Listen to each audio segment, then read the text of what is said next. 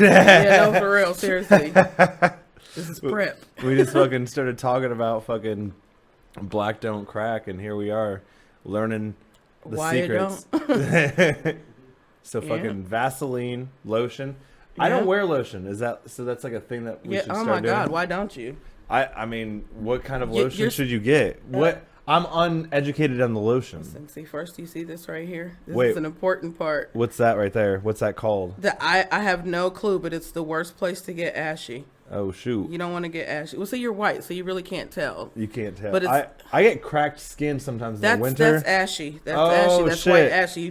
We're gonna call that white ashy. White ashy. Yeah, cracked skin. That's what you guys call it. I call it. It turns into a different color. Like I start turning. You see that? Damn. Yeah, lots of tattoos. Yeah. Would Pretty sexy ass grandma. Dude, yeah, we were just talking about this. She said she was 42 years old with grandbabies. That's nuts. 4.5. That's loading. nuts. We're loading another one. Guys, this is Help I'm High. Can't Get Down. I think this is fucking 16. Episode 16. This is Mimi. Sweet 16. Oh, yeah. There you go. With all this chocolate. Sorry. Sorry. We got to make sure that everyone's getting their fix here. You know what I mean? Hell yeah. This is the ASMR lotion putting on skin. Just making sure it's worked in. friction. This is the first layer. You got to put on at least 2 layers in the wintertime. Two layers? Yeah. It's like suntan lotion. Yeah, because once you wash and you like get your skin, it's all dry. Hell yeah. So you got to lube. So Mimi, you've been doing comedy for, you said, 3 years. Yes, sir. And what made you want to start doing comedy?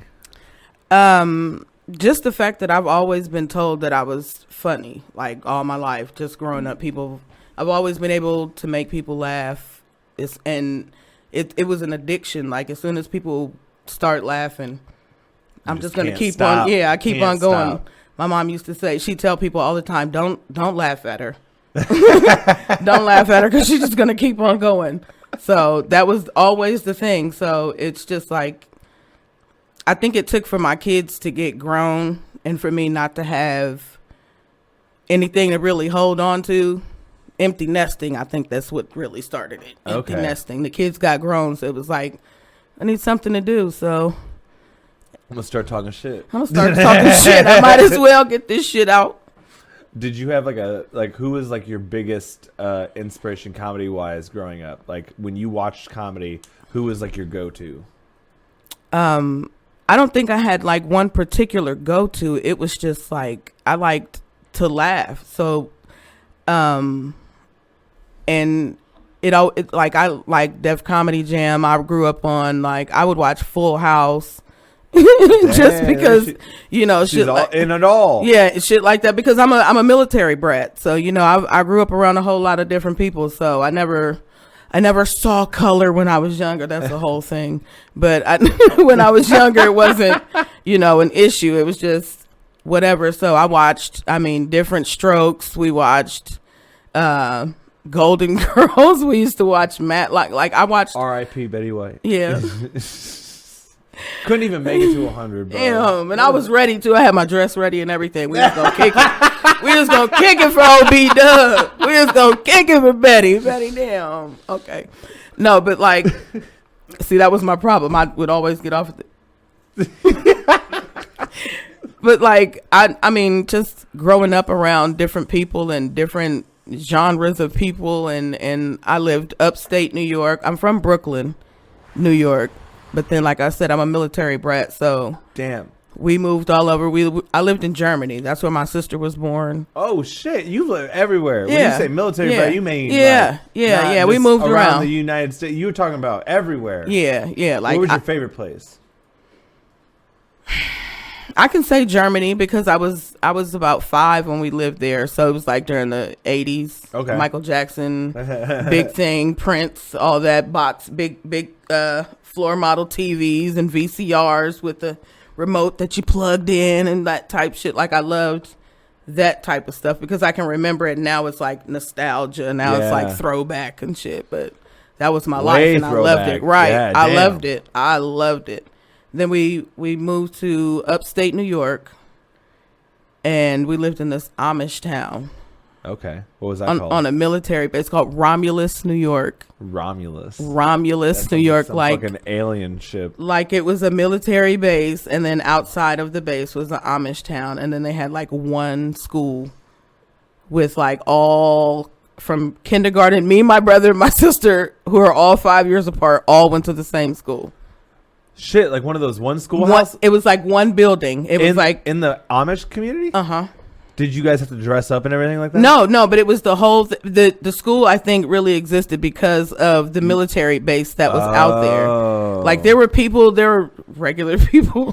There were regular people that lived there, but real people. Yeah, real people who wore deodorant. Amish people aren't real people. Yeah, they wore deodorant and they shaved their beards. But like it was, I mean, it was good. It was cool. Like I grew up around everything, so like I used nuts. to new kids on the block. Like I was the token black girl. I had a nickname. They used to call me Sheiky. Whoa. Yeah, Sheiky. I don't know where that came from, but I was like, I loved it because everybody and I always made people laugh. So it was just something. Would you say that you had a positive experience being the only black chick there, or? I wasn't the only black chick, but it was just like in my grade. Okay. Like in my classroom. There was, but it was still just, I don't know. It was just always in me. I always got it. That was, how in the comments on your report card, it'd be like pleasure to have in class, but socializes too much. Yeah. Yeah, that was me. All the time. Pleasure to have. I just saw one of my old report cards and it was like, oh shit. Damn. I've been like this since 4th grade. It's bad. So you're moving around a lot. So you said Germany's your favorite place. Mm-hmm. You went to Brooklyn. Mm-hmm. No, I was born in Brooklyn. Oh, born in Brooklyn. Yeah. Went to Romulus afterwards, which is. I lived in Romulus before we moved here to Ohio. I moved Okay. here when I was 13. And then this is where you spent the rest of your life? Yes. Hell yeah. Since 13. We moved to Gahanna. Oh, okay. Yeah. I didn't know. Have you ever thought about moving back, like to any of these other places? No. Not to New York. No. Not to New York. No. The cost of living right now. No. Yeah. It's cute, but it's you've not. Looked. Yeah. You've looked. Yeah, it's cute, but it's not where I want to be right now. Damn. At this point, because the kids are grown, and I feel like instead of 42, I'm 24. Yeah. So I feel like I should be able to just like go and do whatever I want to do at this point. So The one thing that I've noticed about like grown women is that like, once, your shit's all figured out, you just, like you just said, open field. yeah, now. absolutely. You have like the whole world at your fingertips and you're not really bogged down by, Yeah. I think I'm probably the wrong person to give advice to my grown daughters because they're at the point in their life where they're trying to get their shit together and and settle I'm down. And and I'm at the point now where I'm like, let's go on a road trip, y'all. Like, let's go. And they're like, Mom, what? Chill out. We're trying to get our credit score up. I'm like, what? Get some Smoke weed every babysitters. day. Like, what are you guys talking about? What the hell? That's Sorry. fucking funny. So you said you started 2019. Mm-hmm. So that was like also when I started. You said November is when you started. Mm-hmm. Who did you like really start off? Where was the first place that you started off at? At Shrunken Head. Shrunken Head. I did like two Mondays in a row. Okay. And it was just like, after that, I was addicted. How'd you do? The first night, I was nervous as hell, so I didn't know. I had like all kind of vices I think I had my notebook on the stage, and I had my phone, and I had a little play cigarette, because I was going to do something like a play cigarette, but I never got into it, because I just started talking about other shit. I think I did good. Everybody kept telling me I did really good, so I just went off of that. But a weird thing about me is, like, when people show me footage, I won't watch footage of myself. I don't watch any of the footage of myself. Like, I'll post it and I'll share it, but I won't watch it myself. It'll take me forever to like actually, and I don't know what that is. I don't know what it is. I started off that way too. Like I just went back because like when I first started, somebody told me you need to record your sets. You have to. Yeah. It's like if you want to get better, you have to record it. Right. And I had that same issue where I was having a problem listening to my stuff.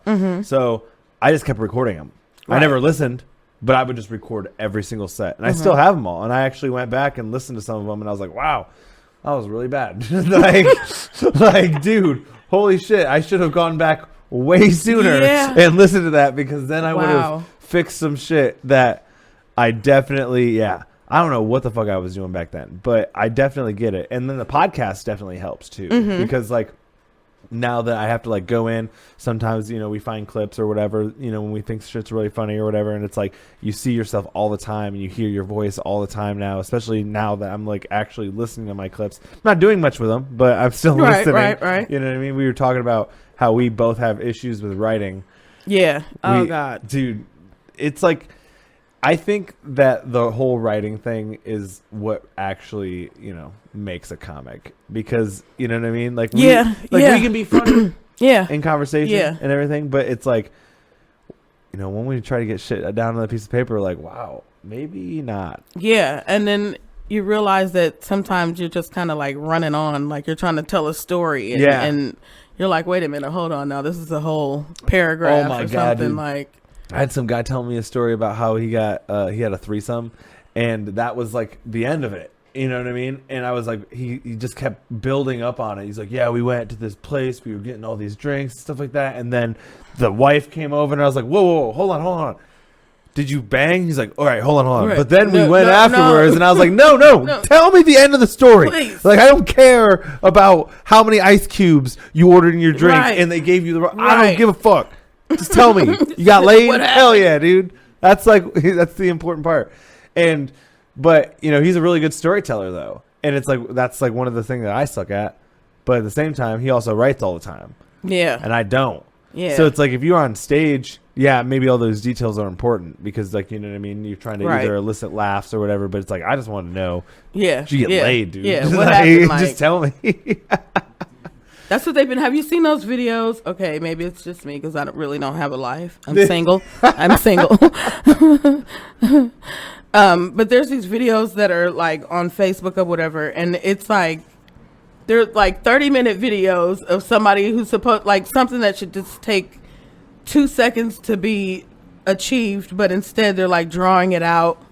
Like, there was a guy who was putting rubber bands around a watermelon, and he just kept putting them on there.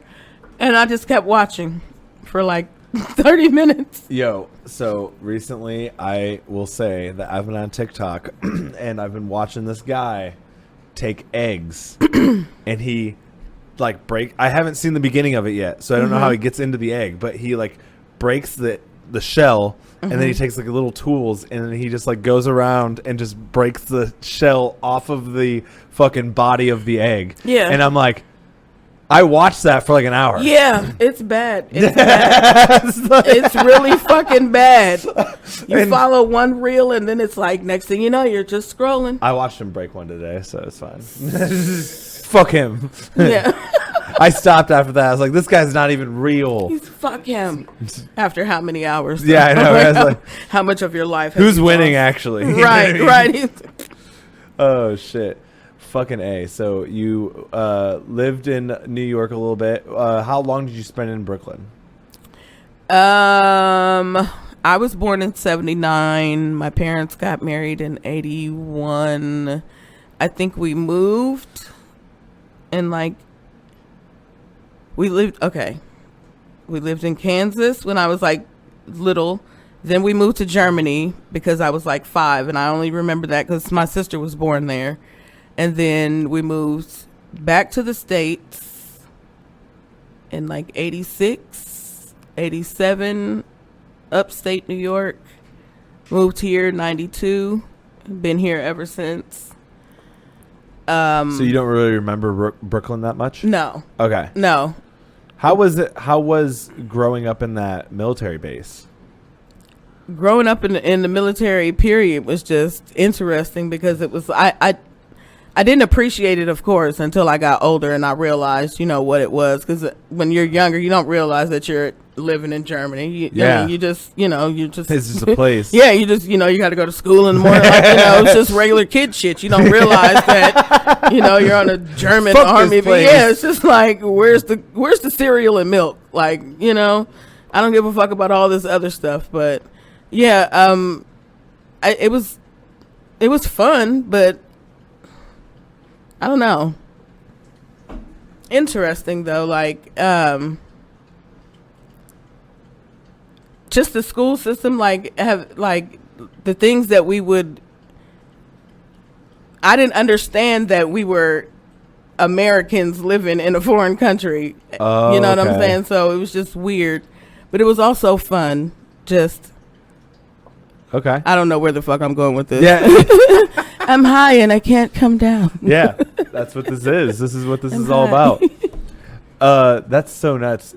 I feel like people, because I've talked to some people who have gone to like I knew a person who went to I think it's called like a contemporary school, and is what she called it, I think. And she was a Jewish girl, and what they would do is they would just like send them out to like other like religions places and have them like go to their masses and then like interview like gurus or fucking rabbis or Right. other things. And it always makes me a little sad that like growing up in a small town like I did, that I didn't get experiences like that, or like what you were saying, like, you know what I mean, you were an American living in Germany, you didn't really understand at the time, but Right. like, just imagine being But then in it was Germany. also it also kind of gave me issues with like friends, because you live in a certain place for 4 or 5, 6 years and then you leave. You know what I'm saying? You don't go back to that place. So you developed friendships with people, and then now you have to Do leave. you keep up with any of them? Yeah, Facebook. Yep. Thank God for Facebook. Yeah. Yeah, I found a lot of people that I went to elementary school who still tell me the same thing. You're so funny. Oh my God. I still can't believe when the time, and they like have memories of me like that I don't even remember, but they're just like, you were so funny when you did. And I'm like, I remember when we used to call you Sheiky. And I'm like, what? Like, my kids are looking at me like, you were cool back then. Like, yeah. Yep. That's fucking awesome. Yep. So why did you guys did your dad like stop doing He military retired. shit? Okay. He retired after 20 years. So that's why you guys Yeah. stayed in Columbus? He retired when we were still upstate, and then the base that we were living on was closing down, but my mom actually worked for the government at the time, so they moved us here. They actually relocated us here, and my mom started working at DSCC out in Whitehall. Okay. And they moved us here. We lived in Gahanna. I went to Gahanna Middle School South the first year it opened, 92, first class graduate. Woo woo. And then I went to Gahanna Lincoln High School for 5 years. I did a super senior year. I got pregnant. Yeah, I did a super senior year. I went back. So how was high school for you? You said that a lot of people thought you were funny growing up. Did you know back then that you wanted to do comedy? No.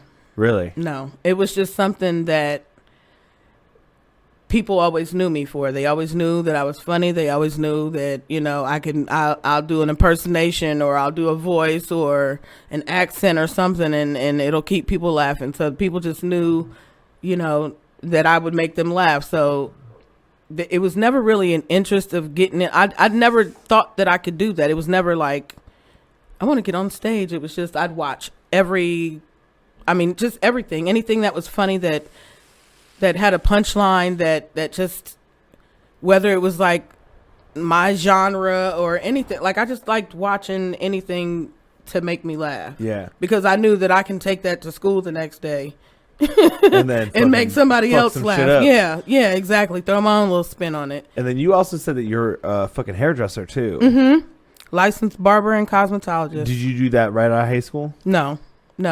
I waited until all my kids, after I had my son, I waited until like all the kids were old enough to go to school, and then I started going to school myself. So we were all, because I was a single mom. Yeah. So it was like when everybody went to school, we all had a routine. Get up in the morning, get your shit together because we all got to be out in our separate ways and go there. So, and then they'd go to the Boys and Girls Club afterwards, and I'd get out of school at like 4 or 5 o'clock. But yeah, I went to Barber College first, got my license in 2009, 420, 09, 420, put your dubs up. And then I went, after I got my barber's license, I worked in a barbershop for like 3 or 4 years. And then I just decided one day to go back to school. I wanted to go back and get my cosmetology license. So what's the difference between a barber and a cosmetologist? About $10,000 in student loans.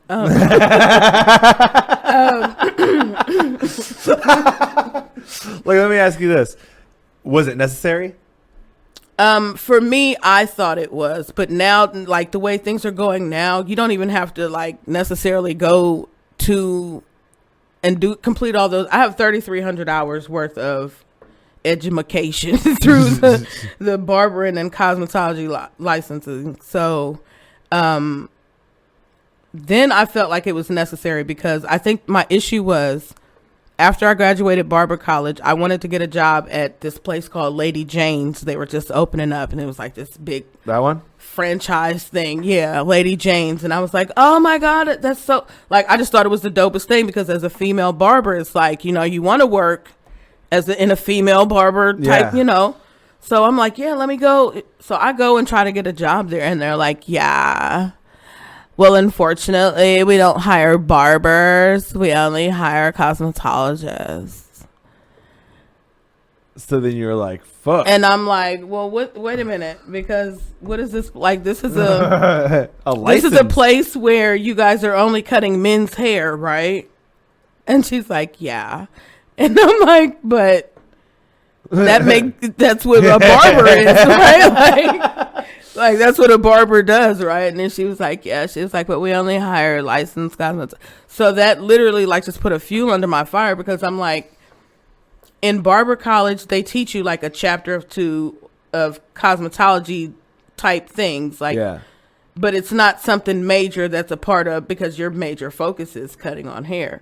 And the same thing in cosmetology school. They teach you a lot of, you know, cosmetology. But barbering is like a Tuesday, you know. It's like you learn men's haircut is on a Tuesday, and then Wednesday you're back to flipping foils and, you know, that type shit. So it's different. So it's like I wanted to have both of them under my belt. So I went back, and at 35, I turned 35 in cosmetology school, and I went to Aveda, which at the time was on OSU's campus.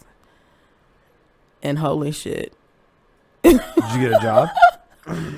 Yeah. Oh yeah, absolutely. But just that whole experience of being 35 years old and a single mom with like 4 kids at home and all these 18-year-old girls that are just getting out of high school and they're all like, I want Starbucks. And I'm over here like counting up change to get like a little coffee at the gas station and shit. Like it was a lot. It was stressful. And then I became a grandmother in cosmetology school. So that you ever sleep with any of your hair guests? She didn't even answer that right. She looked away. She was like, are we talking while I was in school or because it was different? I was learning then. Learning everything. I was learning then. I was learning the ropes then.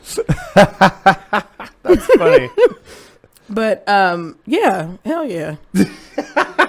I'm a female barber. What do you thought? What? That's so funny to me.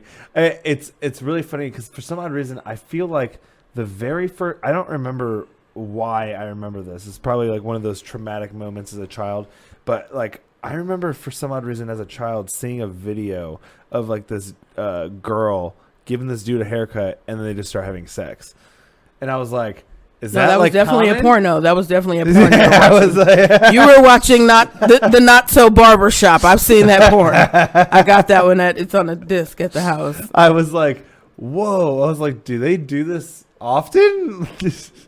It's a thing. It's definitely a thing. Listen, because after I graduated Barber college, like I didn't work for like 3 weeks, and then the first barber shop that I went to, me and my homegirl, we went there in our pajamas for the interview. And they were like, you guys want to come in? And so we're just like, yeah, we got out of school like 3 weeks ago. They're like, you're hired. We're like, okay, cool. We came in the next day and like set up shop. So, and it's a black barber shop. It's no longer there anymore. So I can tell you, it was called First Impressions. It was really, really ghetto, but I loved it because they gave me the opportunity to work in there without having to pay booth rent. Like they didn't charge me.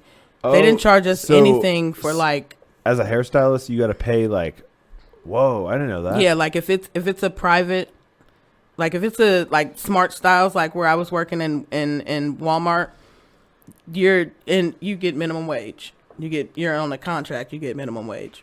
But when you're in like a barber shop, there's booth rent. You have to rent out that space.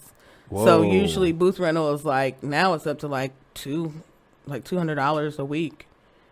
Damn. Yeah. Yeah. So you got to pay them money to make money. Interesting. Yeah.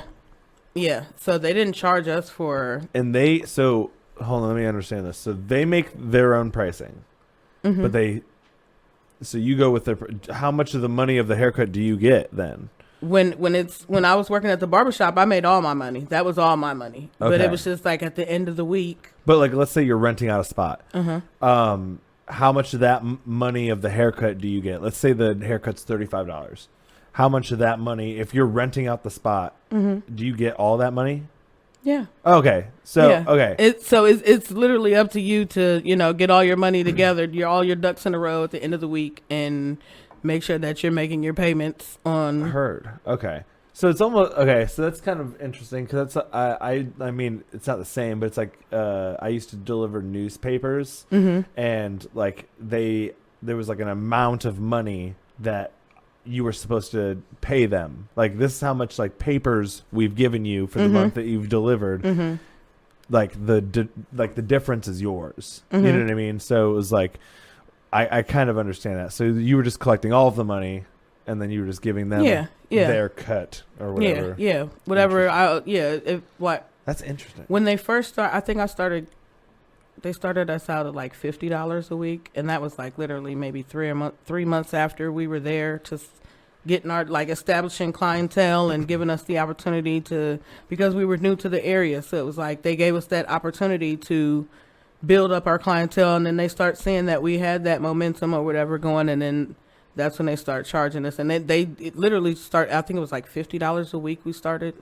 Dang. And I mean that was nothing to keep up with at first. When you got that good clientele coming in. But do you have a lot of regulars? I did at the time. Yeah. COVID shut a lot of shit down. Damn. COVID. I was working after I left the salon in Whitehall. I went to the salon in Grove City in the Whitehall, and I was the manager there, and which was interesting because it was like there was no stylist in that salon at all. There was just this old white lady that was in there selling products. So like nobody could get their hair done, but they can come in and buy products. So when I came, I was like, it was just me and another person that was running that salon. But that's where I was working when COVID happened. And it was literally like the manager called and was like, finish up your last client and shut it down. So dang. That's what it was. And I haven't been back. Have you ever thought about like starting your own? Yeah, I've thought about it, but then I suffer a lot with my hands with like carpal tunnel. Okay. Because I've been doing hair since I was 14. So, and I'm 42 now. And I don't know, it takes a toll on your hands after a while. So that's why I said, it doesn't hurt to hold on to a mic. I can grip a mic, it's a little similar to clippers or anything else. Or anything else. So. That's funny. Did you, so like when you would, so if you have like regulars at one spot, do they typically follow you to another spot? Mm-hmm. Hell yeah. So if you're like, hey, I'm leaving, going to this salon now. Mm-hmm. Hell yeah. Yeah. All my loyal clientele always followed me wherever I went. wherever I literally, like, if I was doing it at home and they still wanted their hair done, they still wanted to support, they still Hell yeah. come. Or like at one point in time I was traveling and just get in my car and go and do people's hair. Okay. And it was never a problem. They, you know, I kept them as long as I'd keep up with them. They keep up with me. People still call me now to get their hair done, and I'm like, you know what? It might be time to reopen up. Yeah, I think I might, but I really want to focus on this comedy thing because that's what I'm in love with right now. I'm single, so I'm trying to be like committed to this one relationship called comedy, but it's been hard. It is because COVID. Yeah. And then I don't have a car, so that really fucking sucks. That just cancels a whole lot of shit. Yeah, I was gonna say, man, like at the beginning of COVID, I was like worried because I was like, man, like I wanted to go out so bad, but like I had a full-time job and they were being really weird about people going out and stuff, like making people get extra tests and everything. And I was like, I don't want to deal with all that shit. So I just didn't.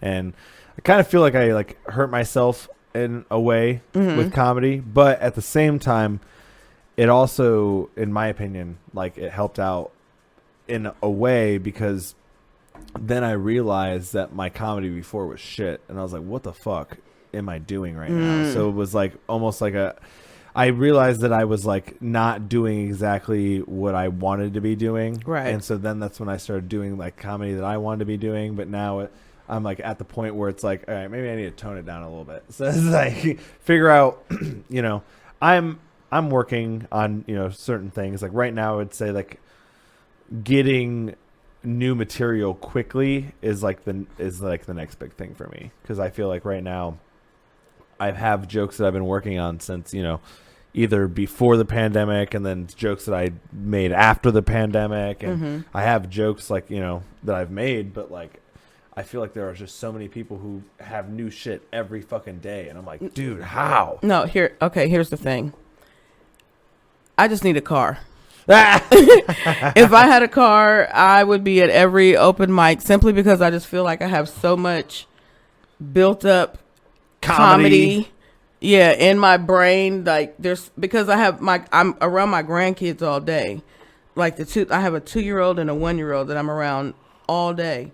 So I have so much stuff that I need to just get so if I had a car, it'd be all over because I'd be all over the place. And I realized when I was driving and going places and doing things, that's when I started booking a lot of shows because I would go to I go to open mics and it'd just be like, I get up there and as soon as I get off, somebody's like, I want to talk to you. Let me talk to you. I want to talk to you. So it's like, okay, well, all right. So that would encourage me to keep on going to more open mics. But now that I don't have a car, it's like, get this woman a car. It's like when you talk to people, it's like, hey, anybody want to come pick me up? And no, nobody want, no. Okay, it's cool. No, it's all right. I'll just watch you guys on live. It's cool. No, it's all right. I'll make a way. But here's the thing, though. I have a 17-year-old son who just bought his own car. Good parenting. A little bit of payback, you know what I mean? So he's been my designated driver because I've been going to Beyond the Bricks every Tuesday since he's got his car. Aww. Yeah, he takes me. He comes in because he wants to do it too. What's your? Oh, okay. So he's just kind of using you as a at the same time. Yeah, and that's okay. Yeah, that's all right. She's like, use me. That's all right, son. Yeah, just get me there and get me back. Listen, we're all good. What's your favorite spot? I don't have a favorite spot because I've just been trying to go wherever. Like I like to be able to know that I can go to different crowds. Like I like going to Shrunken because I know that it's a mixed crowd, more of a white crowd. Yeah. Which I like that I know that I can get up on the stage and be able to relate to my white friends as well as my black friends because it's a given, you know, that I'm, you know. Beyond the Bricks is wild. Yes. You been to Red Rock yet? Yeah. Dude. Yeah, I've hosted Red Rock. Red Rock's nuts too. Red Rock is disrespectful. Let's put it out there. They are disrespectful. It's like you get up there and you know you got some good shit to say, but they're at the bar and they're drunk and they're talking, and then there's a pool game going on over here, and then the group of comedians over here and they're talking, and it's like, what about me? Like, dude, I always love to tell the story about Red Rock where I went up, and it was like probably like one of the worst bombs I feel like I ever had, because I literally was doing my whole set and nobody was listening the entire time. And then I did one joke that was a little edgier, and I was like, I'm gonna try it here because if it works here, then I know it will work anywhere. And I tried it, and when I started doing the joke, everyone actually turned to me and started listening, and then nobody laughed. And I was like, this is the worst bomb I've ever had.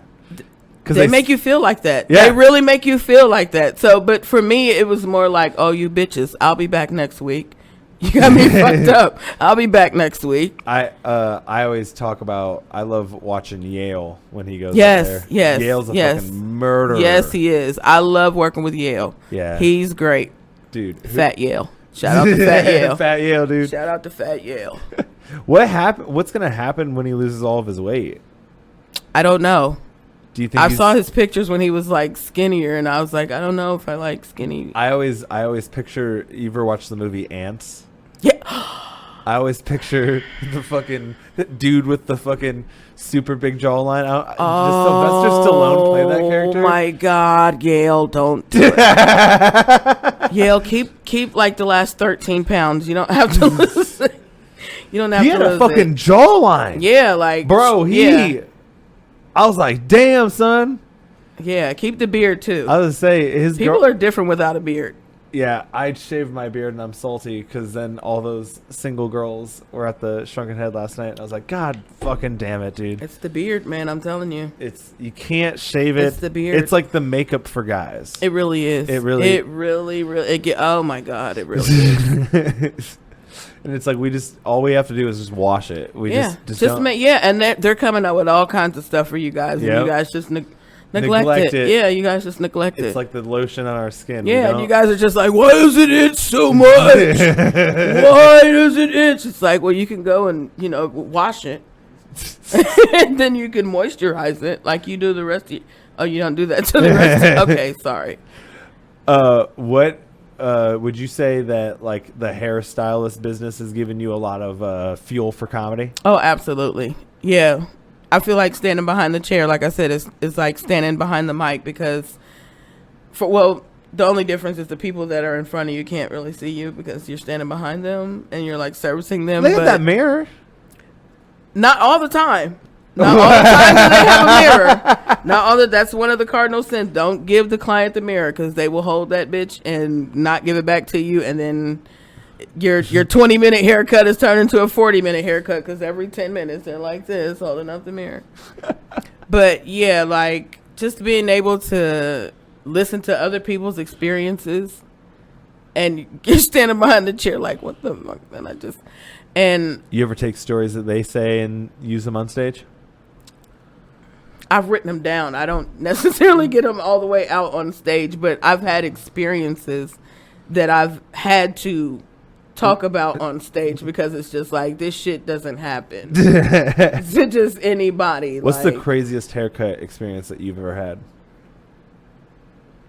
It had to have been after I got my barber's license and I was working in the barbershop, and like, again, when you're amongst all these men and you're a female, you have to like, prove yourself around all these guys. And this white guy came in to get his haircut, and I did his haircut fine. Everything was great, but I went to go in to like do some finishing touches, and my guard on my clippers came off. And I didn't notice it. And I went to go and just like, lightly go over this guy's hair. And it took a whole like patch, just like and the look on my face, because I don't have a good poker face, was just like, oh shit, I just chunked. Like I took a whole chunk out of this man's hair. Like it was noticeable because my clippers were like down to the lowest. Oh no. It was horrible. And I'm in front of all my barber brothers, and they're just looking at me like, and it was like the needles scraped on the record. Like, everybody just looked at me and they was like, what you gonna do? What you gonna do? And then they start looking at him and he's like, what's going on? Oh shit. What did you do? Well, I gave him his money back. And then I just had one of the fellas fix it. I went to the back and I just cried like a little girl. No. I did because it was horrible, and I think I might have started my period later on that day or something. Because it was just horrible. It was just like, why is this? That's so funny. It was horrible. So I know a lot of I've talked to a few female comics when they started comedy. Did you ever leave the stage? Have you ever left the stage so devastated that you've like cried?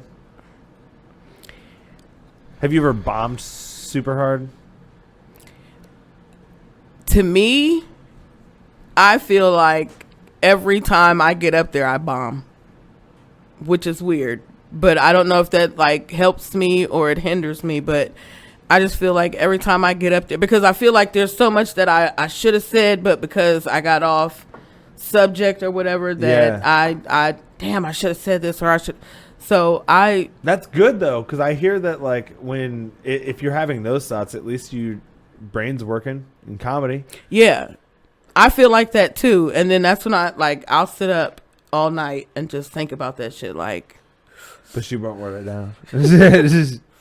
No, that's when I'll actually write some more shit down, and I'm like, damn, I should have said that, or I should have, or I could have did this, but that's when I wish that I had like more comedian friends that I can learn how to bounce stuff off of, because I don't really write shit down, and I need to learn how to do that. We really need to talk to Chris Johnson, because he told me a little bit. Dude, he's amazing. He's amazing. I've been trying to. He told me a while back that he was thinking about trying to do like a feedback mic type thing, and I think that would be fucking awesome if we had like something where everybody comes in with a joke and we try to like. We did that one time at the Dolphin Lounge, because we were actually supposed to be doing a show, and nobody really showed up. Nobody showed up to that show, so the comedians that were there, we all just kind of got up there and just kind of like did some stuff and really got feedback. So I think that would be. Did you like it? Yeah, absolutely. That's why I would love to do it again, because I felt like it helped me. Just being able to listen to other people, and then being able to listen to what other people have to say. And even people that like Ro the Realist was there. And I know I've been a fan of his for a while. So to hear him get up there and, you know, kind of just feel like he's still doing the same thing that I'm doing, like still just trying to figure out some jokes and that type of thing. I've heard a lot of good things about like Ro and also JR Jr.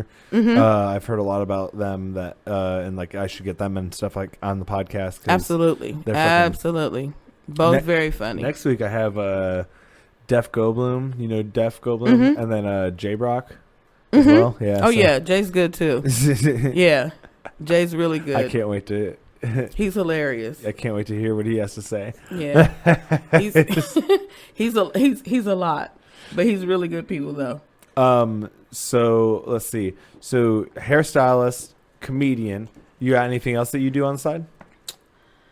I whoop bad kids on the side, so I do. And I fight kids too. You fight kids? Yeah, I fight kids. I do. I realized that it turned into a situation. At first it was just a little joke, but now it's really real. I really have to fight. Like between 1 and 4. That's fucking funny. I fight kids. I do. I have to. You said until what age? 4. Okay. Yeah, 4. Then that's when their knuckles get a little too hard, and then then I start thinking that they're grown, and then it's different. But yeah, no, not really. Nothing on the side. I'm just, like I said, I'm just trying to do this comedy thing. being a grandmother, I really just want to travel at Yeah. this point with the kids being grown and not having to be responsible. Have you ever checked out any of the mics like the Funny Stop or I know you said that you got a show coming up there coming up soon. What day is that? February 22nd. February 22nd. Hell yeah, dude. I'm excited. And then so have you ever done like Wiley's or anything? No, Damn. I've done nothing outside of Columbus. Dang, yeah. I've done the Funny Bone here. I've done I headlined at Scully's. You did the Funny Bone here? Mm-hmm. Hell yeah. I what else?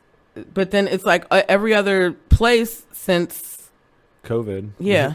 It's like I've booked shows to do all these appearances, but COVID shut everything down. I did a show with one of my favorite comedians, lover Mandy Cobb. You should get her here too. She's hilarious. Mandy Cobb. Shout Dude, out to her. She is wild. a fucking nut job. I see her Viral, posting going crazy on like Mr. Old School shit. Yeah. Oh my god. I love her, Dude. she is wild. I worked with her first time ever. She didn't know me. I didn't know her. She called me and asked me would I do a show with her. She did the Valleydale. When we did the Valleydale, oh my God.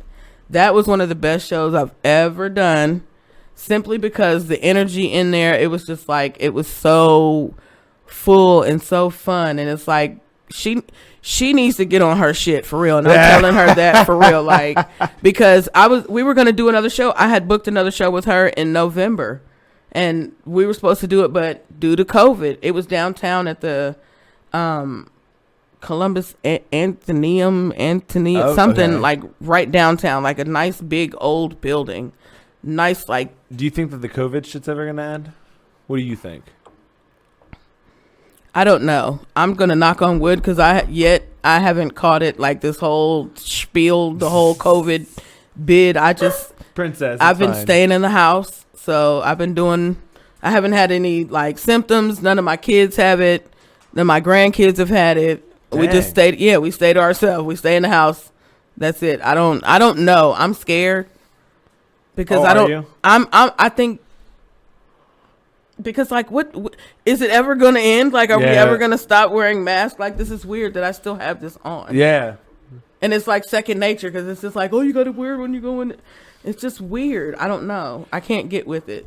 I think the thing that's like fucking me up is that not everyone is following it. You know what I mean? Yeah. Where it's like, I'll go to some places and no one's wearing a mask. Yeah. Not a single person. You look weird if you walk in with a mask. Yeah. And then like there's other places where it's like you said, you walk in. They stop you and they're like, you got a mask? Yeah. And it's nuts. But it's like, we literally, like, I have a grandson who goes to school every day and he hasn't, thank God, he hasn't, come in contact with it or anything. But one of my 22-year-old daughter, Taylor, she wound up getting it like a month or so ago. But she's like the only one that nobody else, we stay in the house. We like. Was it bad for her? No. I think she said in the first like day or so, she said she felt like her body was like achy real bad or whatever, and I think she might have lost her taste. But see, that's like the thing that I'm not sure if I've ever had it because of that. I don't think I've ever lost my taste or smell. Me either. I mean, if I have had it, it's literally just been everything else. And I'm like, that's exactly how I feel. I'm like, well, it's because I would be scared as fuck if I couldn't, like, because like I've been asking everybody because I'm like trying to figure out is it like a stuffy nose, and they're like, no, dude, like I can breathe but not smell anything. I'm eating food and I'm not tasting anything, and I'm like, I've not had that. Yeah, I've not had that. I'm like, let me go in here and eat. eat something real quick just to make sure my shit's good. EJ, you've had it once or twice, right? Yeah, I had it once. Yeah. Did you? Days, I felt fine. Did you lose anything? No, just slight cold symptoms. That was it. Damn. Yeah, and see, I don't get sick often. I get like sick maybe twice a year. Yeah, that's the same thing with me. It's like when I do get sick, I know it. Like my body's like, hey, we're sick. We're about to shut down on you. So go ahead and get all your stuff and, get your shit together. And I know when I'm going down, I know, but then I'm like, I don't believe I've had any of the symptoms of COVID. Are you vaccinated? No. See, that's weird. I am vaccinated, but I'm not doing boosters just because it's like at this point we're like at this point, it's like the flu to me. You know what I mean? Because it's like everyone's getting, at this point, everyone's getting COVID, and it's like not as big of a deal as it was. Like I've back, never had the flu. yeah. I've never had the flu. So that's why I was like, why would I get a flu shot? Like, I don't want to get the flu, and then that's just stupid. I don't like throwing up. It's just so funny to me because like I said, man, like everyone has been getting COVID, but like no one's been like dying of it. You know what I mean? Or at least people that I know. Like everyone's getting it. They're out for like a few days and they're back, and it's like, how's that any different from like getting sick from the flu? You know what I mean? Like. Some people are, obviously there are people still dying from it. And I'm sorry for those people who, are dealing with that but shit. They're usually the ones that have like pre-existing situations that like really COVID bad is just like. Normally, yeah. Yeah, COVID Don't is want just people like, to be we're like, eating that up. Little brother got COVID and died. Right. Yeah. I hope that we eventually get, to a spot. I hope so too, because these babies I want shows. I want more shows. Yeah, more shows, please. COVID is killing everything. Mimi's tired of her shows getting canceled. Yeah, that's bullshit. That's money in my pocket. You guys are taking it away, COVID. Fucking. I will say, getting paid for comedy is like a totally different feeling.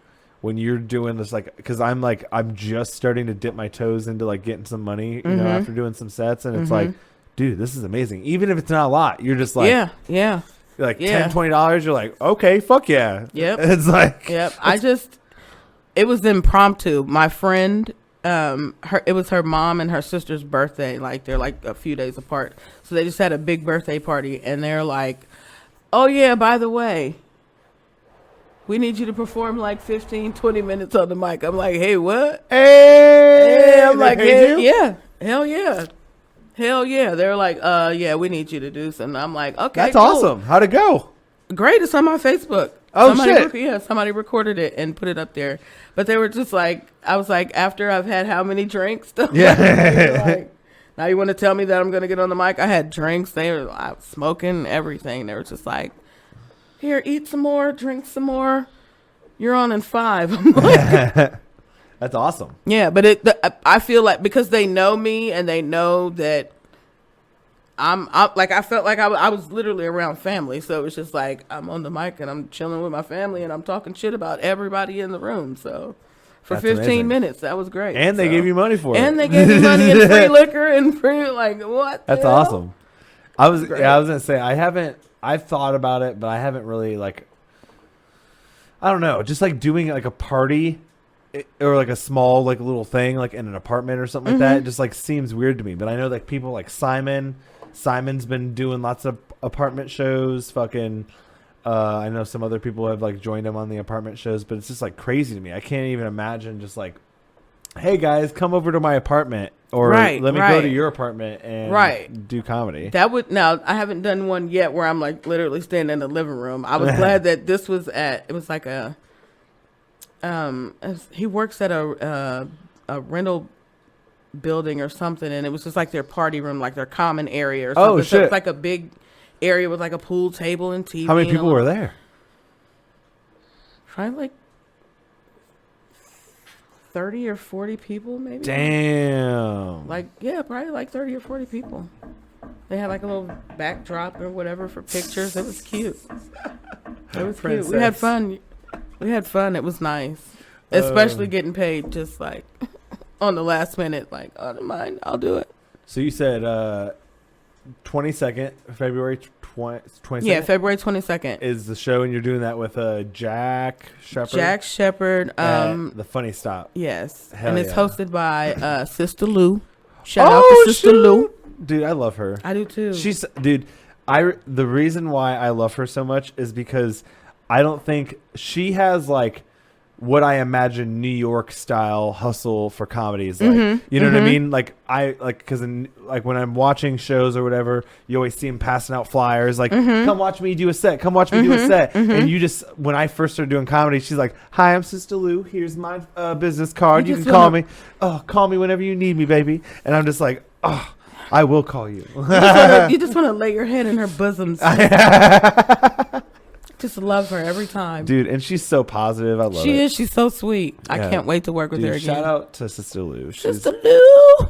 And it's so crazy, too, because I also, for a long time, didn't know how to actually say her name. Because, I mean, I had her business card, Right. but like, I thought it was Lulu. Uh-huh. I thought it was Sister Lulu. And I Uh-huh. was like, and I always felt bad because then I went up on stage at Red Rock when she was hosting, and it was like, Sister Lulu. And then they went up and like, Sister Lou. And I was like, oh, dude, I feel like a fucking idiot now.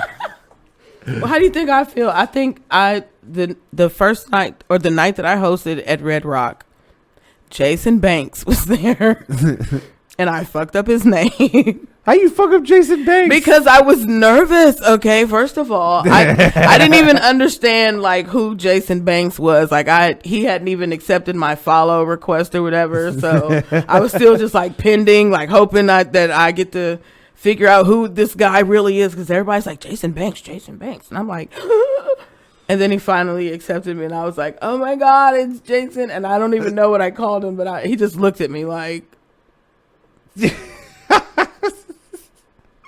and I was so upset, and then I just like, it was like literally after that moment, that's when I realized, oh shit, that's Jason Banks. You know that he tells everybody about that now. Yeah, He's like, bet. dude, fuck Mimi, dude. She doesn't even know my name. Yeah, he probably blackballed me. I love you, Jason. Shit. So we got February 22nd. Is there a place that we can find your comedy? Is there a place that we can? I'm actually trying to work on getting a Facebook page. My daughter was supposed to be on top of that, but I don't know. And then my old Facebook page got hacked. Uh-oh. I want people to know that, because allegedly, like, my old Facebook page has been inboxing people asking for cash and like apps. asking for cash apps or whatever, and people actually thought that it was me. So like for the first couple of days, I was told that like some other comedian, some white guy, I guess he's like a magician or something, I don't even know who he is, but he was like bashing me on Facebook because he was saying that my old page, inboxed him and was like trying to get money from him, and somebody was like, shout out to Maria Cavalero. I've never worked with her either, but she came to my rescue because she was like, her page got hacked. And dude was like, no, because if it was hacked, then she would have got up there and said that her page was hacked or whatever. I'm like, if I can't get on my page to tell you. Isn't that so savage? It's like nowadays, it's like, oh, this person didn't go on Facebook and tell me something, so now so now I don't believe it. So I'm just like, I don't even know. I wasn't even friends with this guy when I did have that page. So apparently that page must have sent him a friend request or something. Savage. Yeah, because I'd never even met or worked with this guy. He's a magician, I found out. It's savage because I thought I could trust all of my friends on Facebook, because like I'd get a friend request and I'd see mutual friends. I'd be like, oh, okay. This guy's probably a person. And then I'll like, A real add person, them, yeah. and they'll be like, hey baby, you want to check out my OnlyFans page? Or hey, send me some money and I'll send you some money. Or hey bro, have you heard the good news? yeah. Hey bro, send me your Venmo and I'll bless, and the Lord will bless you. Yeah. And I'm just like, what? All you have to do is send this amount of money to receive this amount of money, and you're like, wait, Listen, what? I have all this government stimulus money that you can take advantage of as well. And I'm just like, dude, what are you? Well, I get catfished all the time, and I think the shit's hilarious. I actually play into it. I actually play into the catfish. You play in the catfish? I do, because I've watched Catfish since the beginning, so I'm pretty much, I'm pretty well versed in, when I know I'm being catfished. So it's really just interesting because you can kind of tell like the lingo when they're talking to you, and that it's an African, because they don't like type correctly. They don't use like proper English. So it's like, I love you, BB. So, do you know Timor? Mm-hmm. Timor, he's got a funny ass joke about how he talks about that, where he's like, man, if they had better English, he's like if they had better like English and everything, you'd probably have a lot better hiring rate. And he was like, or a lot better success rate. And he's like, and I told her all of this as I was giving her my social security number, so I know she was listening. Yeah, exactly. I was like, so that's so good. That is hilarious. I fucking love Timor. He's so funny. I've worked with him too, dude. But hell yeah. So do you have an Instagram page? Yes, and it's actually my name, Shamika Skinner. And, okay. And that's my Facebook now too. It's just Shamika Skinner. It was my government name. My old page was Shamika Laquana Skinner. So if you get a friend request or anything from Shamika Laquana Skinner, report it, because it's not she's you. going to ask for your Cash App. Hell yeah. Well, so we'll get your Instagram on there, and we'll make sure that everyone has a place to go check you out and everything. Absolutely. Dude, I fucking appreciate you. Thank you so much. No problem. Thank you for the invite. Yeah, no problem. I appreciate you. Everybody, this was episode 16. Mimi, help 'em high, can't get down, and we'll see you guys next week.